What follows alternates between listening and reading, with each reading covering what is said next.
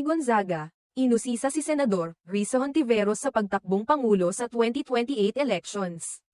Sa isang kamakailang episode ng talk show vlog ni Tony Gonzaga na Tony Talks, na ipinalabas noong Linggo ika-16 ng Marso, hiningan ng reaksyon ni Tony ang senadora ng bansa, si Risa Hontiveros. Tungkol sa mga usap-usapan na nagsasabing maaari itong tumakbo bilang presidente sa mga darating na eleksyon.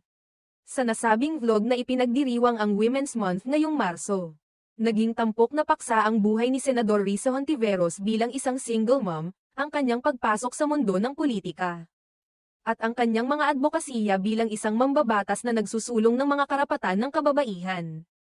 Sa isang bahagi ng video, ipinakita ni Tony ang kanyang interes sa mga kumakalat na mga pahayag mula sa mga taga-suporta ng senadora na nagsasabing maaaring tumakbo siya bilang presidente ng bansa sa hinaharap.